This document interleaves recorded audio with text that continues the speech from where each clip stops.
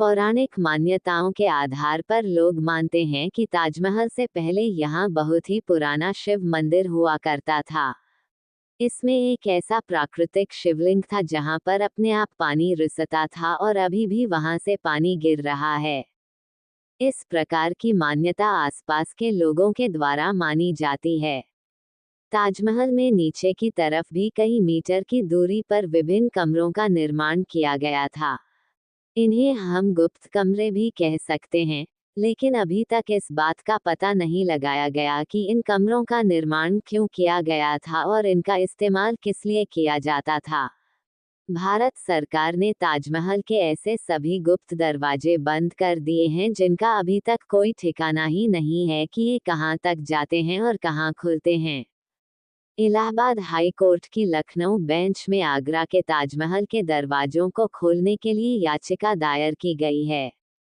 याचिका में कहा गया है कि court archaeological survey of India को निर्देश दे कि वह ताजमहल के भीतर के 20 कमरों के दरवाजों को खोले और इसमें इस बात की जांच कराए कि क्या भीतर हिंदू देवी देवताओं की मूर्तियां रखी हैं, क्या इसमें हिंदू धर्म की पुस्तकें छिपाकर रखी गई हैं।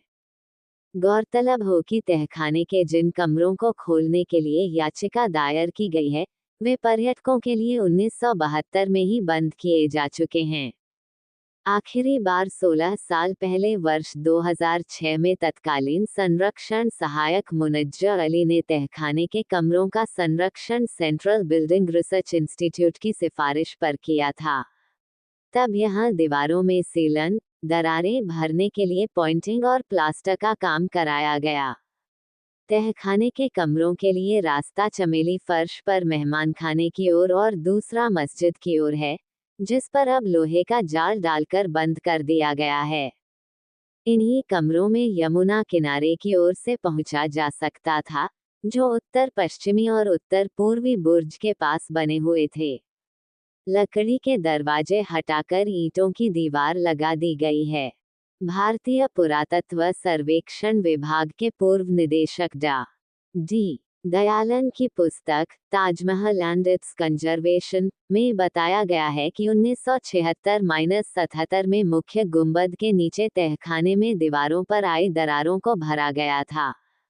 कई जगह सीलन आ गई थी। भूमिगत कक्षों में तथा रास्ते की मरम्मत की गई, जिसमें पुराना क्षतिग्रस्त प्लास्टर हटाकर नया प्लास्टर किया गया। गहरी दरारों को मोटा से भरा गया था। ताजमहल के तहखाने में कई रहस्य भी दफन हैं। ताजमहल की मुख्य गुंबद के चारों ओर बनी मीनारों का रास्ता तहखाने से भी है। वर्तमान में तहखाने में स्थित मीनार का दरवाजा बंद है। 20 कमरों के आगे मुख्य गुंबद के ठीक नीचे का हिस्सा ईंटों से बंद किया गया है। लाल पत्थर की चौखट कभी यहाँ थी, जिन्हें ईंटों से बंद कर दिया गया। इसके अंदर कमरे हैं या कुछ और, इसका ब्यौरा एएसआई अधिकारियों के पास भी नहीं है। भारत में कई ऐसे ऐतिहासिक भवन बनाए गए हैं जो किसी न किसी घटना या प्रेम कहानी का प्रतीक हैं। सम्राट शाहजहां बेगम मुमताज को इतना प्यार करता था कि उसकी मृत्यु के बाद उसने अपना होश हवास खो बैठा और खाना पीना भी छोड़ दिया। वह मुमताज की मृत्यु से इस कदर पागल सा हो गया कि उसने ये निर्णय लिया कि वह मुमताज की यादों को भूलने नहीं देगा और उसने किले के ही सामने यमुना नदी के किनारे ताजमहल का निर्माण करने का आदेश दिया। आज भी ताजमहल का रहस्य एक ऐसा रहस्य है जो पूरी तरह से अभी तक उजागर नहीं हुआ है।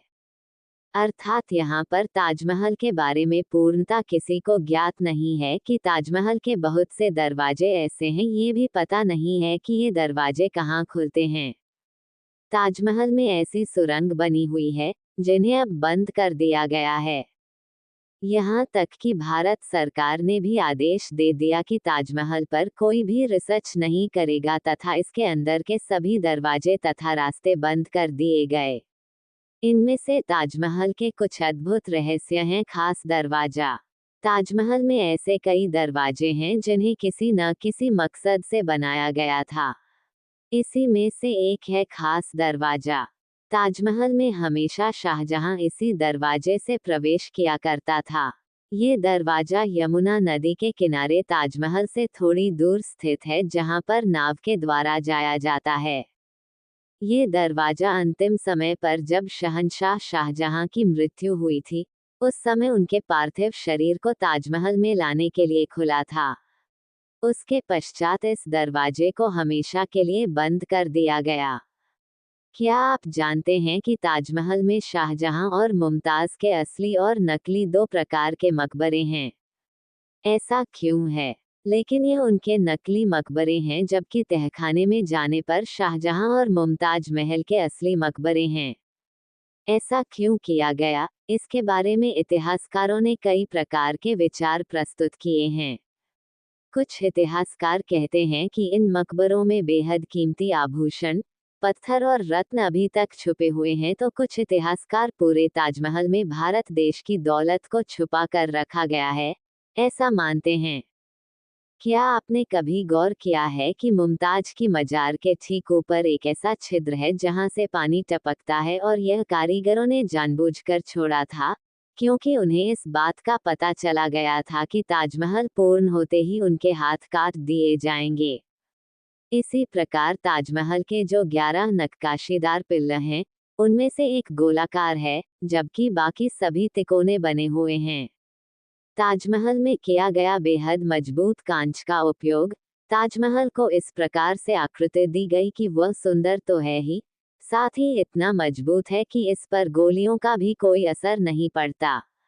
बताया जाता है कि एक बार अंग्रेज अधिकारी ताजमहल के कमरों में प्रवेश करने लगा था, किंतु ताजमहल के कमरे बहुत ही छोटे बने थे और अंग्रेज को झुकना पसंद नहीं था। इसलिए उसने अपनी बंदूक निकालकर ताजमहल के दरवाजे पर 100 फायर किए, किंतु फिर भी ताजमहल के दरवाजे का कुछ भी नहीं बिगाड़ पाए, क्योंकि ताजमहल के दरवाजे और रोशनदान इतने मजबूत कांच के बनाए गए थे कि उन पर गोलियों का भी कोई असर नहीं होता है। ताजमहल में एक पानी का स्रोत भी है। दुनिया भर के वैज्ञानिक अभी भी इस बात का पता नहीं लगा पाए कि यह पानी का स्रोत आखिर आया कहां से। पौराणिक मान्यताओं के आधार पर लोग मानते हैं कि ताजमहल से पहले यहाँ बहुत ही पुराना शिव मंदिर हुआ करता था। इसमें एक ऐसा प्राकृतिक शिवलिंग था जहाँ पर अपने आप पानी रिसता था, और अभी भी वहाँ से पानी गिर रहा है। इस प्रकार की मान्यता आसपास के लोगों के द्वारा मानी जाती है। ताजमहल में नीचे की तरफ भी कई मीटर की दूरी पर विभिन्न कमरों का निर्माण किया गया था। इन्हें हम गुप्त कमरे भी कह सकते हैं, लेकिन अभी तक इस बात का पता नहीं लगाया गया कि इन कमरों का निर्माण क्यों किया गया था और इनका इस्तेमाल किस लिए किया जाता था। भारत सरकार ने ताजमहल के ऐसे सभी गुप्त दरवाजे बंद कर दिए हैं जिनका अभी तक कोई ठिकाना ही नहीं है कि ये कहां तक जाते हैं और कहां खुलते हैं। कुल मिलाकर ऐसा महसूस होता है कि ताजमहल से जुड़े अनगिनत रहस्यों को सहजता से देश के लोगों के सामने लाया जाना चाहिए। इससे इस इमारत की न तो खूबसूरती कम होगी और न ही मोहब्बत की निशानी की कशिश कम होगी।